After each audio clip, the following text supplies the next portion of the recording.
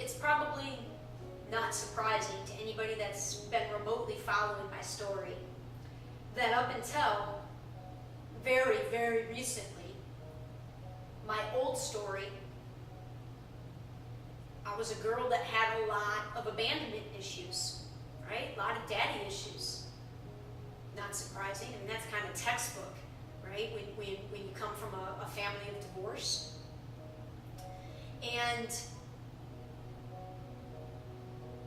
you know, again, not coming from a place of blame, but just a place of understanding that very real situation of, and you know, my dad, we saw him more. We saw him more when they got divorced. But my dad was not able to have an emotional relationship. I'll just speak from myself.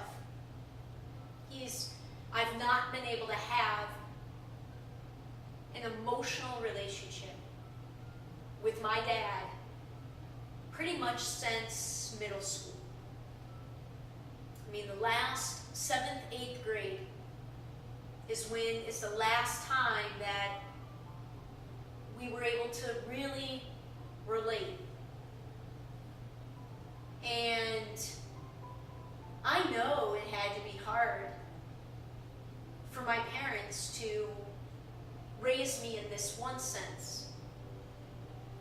Well, you know, it's funny. I've got a lot of drafts of some things written on boundaries. Because I think I said in the video last week, what I've done is I finally understand the need for personal boundaries. Most notably, now I know, because of my childhood situation and just wanting to make everybody happy, I accepted the blame for a lot of things, emotionally and non-emotionally. And then I went into my adulthood training myself to do that. And what that did to me is make it very unclear to me. Now when I look back, I don't know what issues were really mine and what issues were upsetting me in my life that were actually others that I cared about. And I didn't know how to accept that I can't love somebody more than they love themselves. I can't fix for anybody else, no matter how much I love them. I can't fix for them. They have to fix for themselves. But when you're a kid of divorce, in a single parent home, watching that parent barely hang on,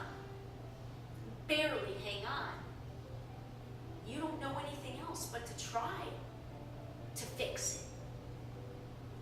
So that's what I trained myself to do. And I didn't know this. And in finally hearing my truth and knowing that that begins with this self-love and taking care of myself first so that I can live that truth. The hardest, the most heart-wrenching part of the past 3 years has been drawing that line for the first time in my life and saying, no, I know what's mine. I've always known what's mine. I have very rarely hurt anybody, even unintentionally, because I would rarely even share an opinion, a belief of my own, if I knew it would make somebody else uncomfortable.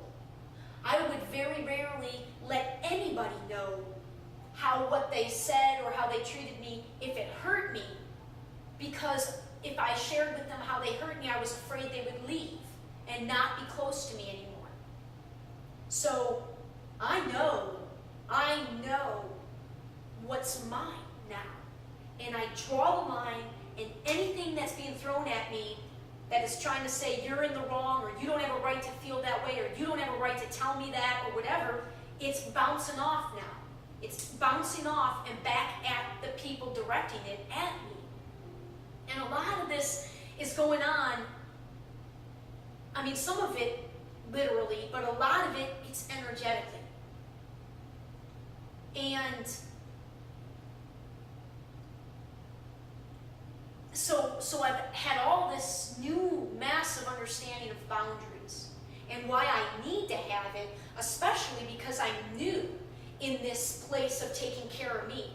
I'm not yet to the point where I can be around those that are closest to me and not be affected. Like, it's so draining. It's still really draining for me if I'm face to face with somebody with whom I'm having to put this boundary up because they're directing stuff at me that is not mine. It's their own issue. It's not mine. And the stronger I get, the least that's going to affect me. But right now, I'm still new, so it's hard for me. Still, it takes a lot of energy to just not focus on it and just to deflect it. So this whole concept of boundaries, and it's so interesting because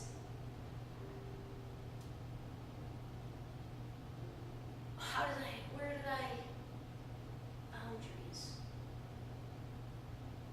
My dad, relationship, boundaries. Shit.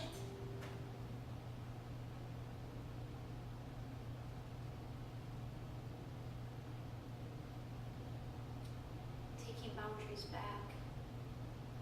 Boundaries. And my parents, regarding boundaries, my parents, specifically my mom, when the first divorce happened,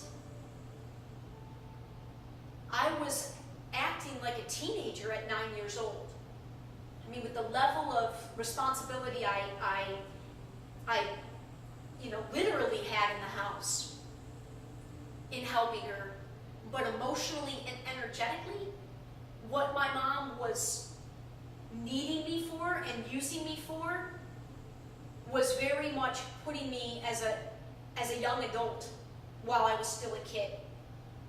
And then as soon as I began to really come into my young adulthood and into my adulthood, they wanted to take those boundaries back. And that crushed me. It crushed me because I wasn't wanting to do anything adult-wise. It wasn't like I wanted to be out all night partying in downtown Detroit. I just wanted a chance to do all the things I was capable of doing, and a chance to explore all the different parts of me. And they wanted to now try to treat me like a kid as I came into, and it began, I mean, it started in 7th, 8th grade when I started to get super active at school, and then it really jumped in 9th grade because I was hanging out with so many older girls because of my teams.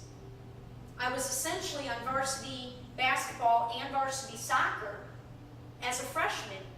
So I was hanging out with all the older girls, people that had their licenses, people that were driving. But my parents knew I wasn't doing anything. I mean, the worst thing I was doing was hanging out at my friends' homes until as late as I could. Until my curfew at midnight, I would push it, and the worst thing I did was come home late. Because of being an athlete, we didn't drink, and we didn't do drugs, and I wasn't having sex. I was a kid who felt this energetic shift in my home, specifically in the relationship with my mom and it hurt me a great deal to be there. It hurt me.